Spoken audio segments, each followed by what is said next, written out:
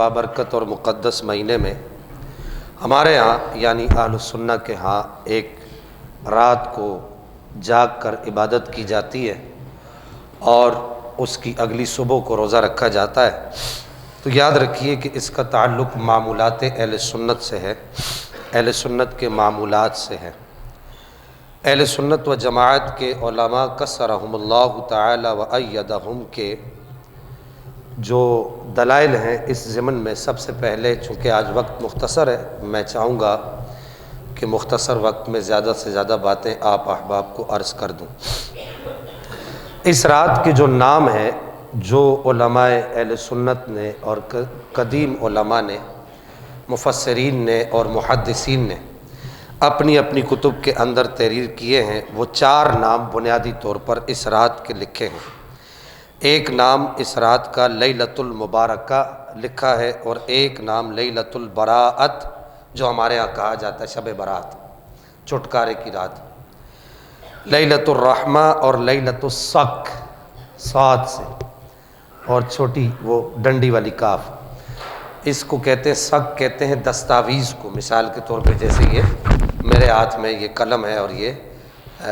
کاغذ ہے، تو اس پر جو میں کچھ لکھوں گا تو وہ دستاویز تیار ہوگی، اس کو لیلۃ الصق بھی کہا جاتا ہے۔ اب رہی یہ بات کہ اس رات یعنی لیلۃ النصف من شعبان، 15 شعبان کے یہ نام کیا اپنے پاس سے گھڑے گئے ہیں یا قرآن و حدیث کو مد نظر رکھ کر اس کے نام یہ نام رکھے گئے ہیں؟ تو یہ بات یاد رکھیے کہ اس رات کے جو نام ہیں وہ مفسرین نے اور محدثین نے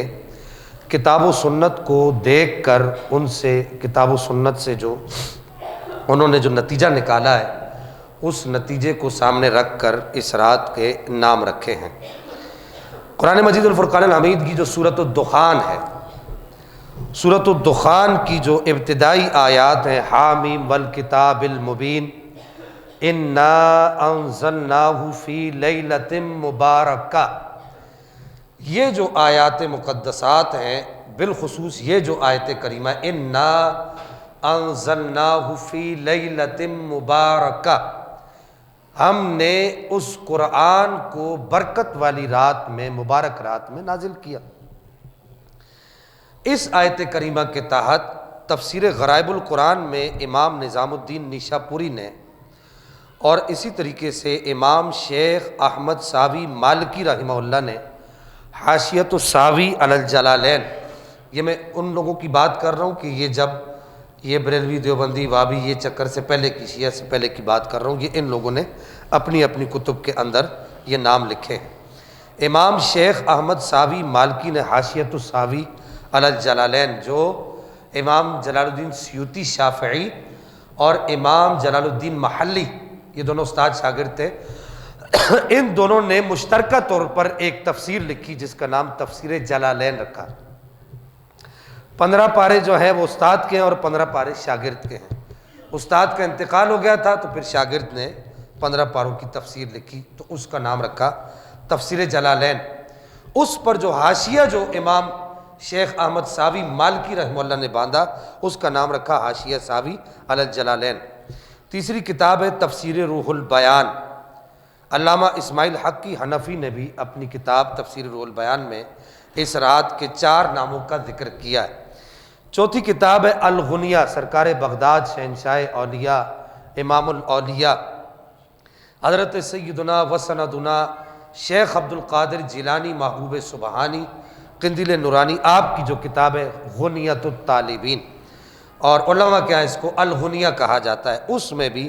اس رات کے 4 ناموں کا ذکر کیا گیا ہے۔ اور پھر اس کے بعد تفسیر سراج منیر، اس میں بھی اس رات کے 4 ناموں کا ذکر کیا گیا ہے۔ اور پھر آخر میں جو چھٹا جو میں حوالہ دینا چاہوں گا وہ سلطان المحدثین ملا علی قاری رحمہ اللہ کی کتاب، ایک آپ کی جو رسائل ہیں ان کے اندر آپ کا ایک رسالہ ہے التبیان فی بیان ما فی لیلۃ النصف من شعبان و لیلۃ القدر من رمضان، یہ پوری ملا علی قاری رحمہ اللہ کی کتاب ہے اس باب کے اندر کہ ما فی بیان لیلۃ النصف من شعبان، کہ شعبان کی جو 15ویں جو رات ہے اس کے اندر اللہ جل مجدہ الکریم کی طرف سے اپنے محبوب کی امت کے لیے جو جو انعامات اور اکرامات کیے گئے وہ کیا کیا ہیں، ان کو سلطان المحدثین، بہت بڑے محدث سب مانتے ہیں، انہوں نے اپنی اس کتاب کے اندر التبیان فی بیان ما فی لیلۃ النصف من شعبان کے اندر انہوں نے ان سب انعامات و اکرامات کو جمع کیا ہے۔ آپ نے ملا علی قاری رحمہ اللہ نے اپنی کتاب کے اندر لیلۃ التبیان کے اندر اس بات کو لکھا ہے کہ آپ نے فرمایا کہ جس طرح بادشاہ اپنی رعایا سے خراج لے لیتا ہے، عشر لے لیتا ہے، اور دیگر جو ان کے اوپر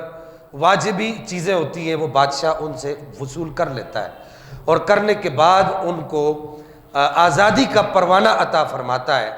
تو ملا علی قاری فرماتے ہیں کہ اسی طریقے سے کذالک یکتب اللہ تعالی